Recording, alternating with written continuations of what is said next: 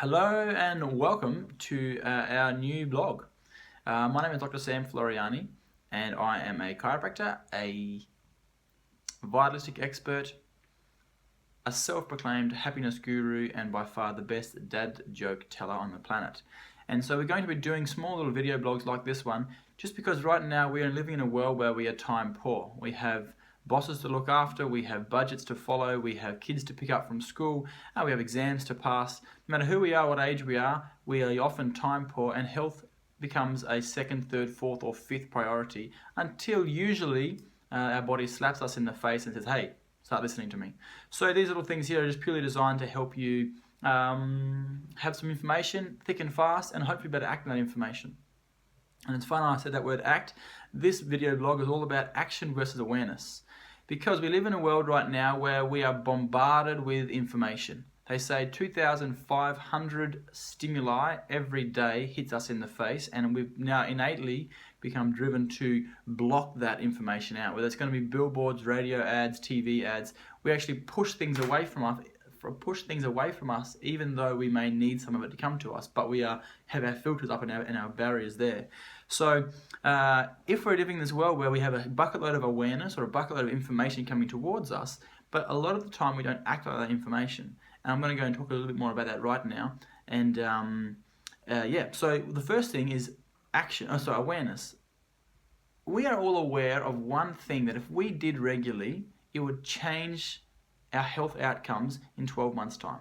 For example, if you're a smoker, you know smoking is bad for you. If we all know water is good for us, we all know that salad's good for us, we all know that exercise is good for us.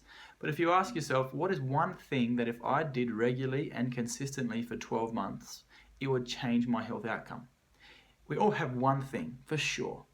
But the question is, why don't we do that one thing if we know and we guarantee that it's going to result in us being healthier in 12 months' time? The reason why we don't do that is because there's a thing called action, okay? And that action requires discipline.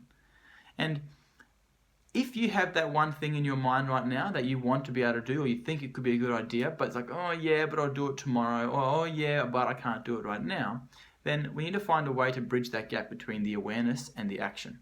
And the best way to bridge that gap is a thing called why, or the purpose of what you're doing. If you identify the why, then the action becomes a lot more digestible. Okay, for example, we go for a run and it hurts, and you got to find the time, and it's very easy to find the excuses not to go for the run, or the water, or the smoking, or the alcohol, or whatever your thing is. So if you have the why before you even start thinking about the action, it's much easier. Because it's like, my why is for me to be able to play with grandchildren in the future, okay? Or to get out in the garden this spring and really plant my veggie patch. Or I would love to better play golf again. Or I'm really keen to get through a game of football without feeling this sore. Or I'm really keen to have a baby, for example, if you want to have a child and you can't have a child. Or I'm really keen to actually start enjoying life, getting up in the morning and bouncing out of bed and running to work without needing my coffee. Or whatever that why is for you. If you define the why, visualize what it feels like to have that why, or have that outcome, then the rest of the time you actually build on the discipline it takes to achieve your outcome, actually builds momentum. So I'm really excited about getting in the garden, and I would love to be able to go for a walk right now. I'd love to be able to sit down and watch this movie right now, but no, the idea of going for a walk is going to allow me to arrive at my outcome. So it's kind of like the small little intersegmental steps along the way helps to build on your discipline to achieve your outcome. It seems really simple, but it's as simple as that. We all are aware of what we must need to do, but acting on it is the hardest part. And the trick is identifying the why and getting excited by the discipline that it takes to achieve your why. That makes sense?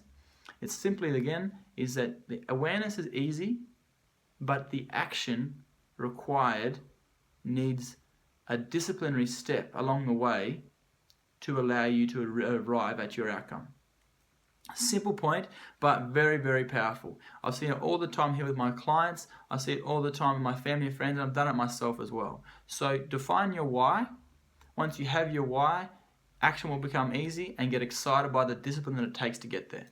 So I hope you enjoyed this week. There's going to be many other little small video blogs like this. There'll be no more than 3 to 5 minutes, and they're all designed to help you make the best changes to arrive at that perfect you. So see you next week, and bye for now.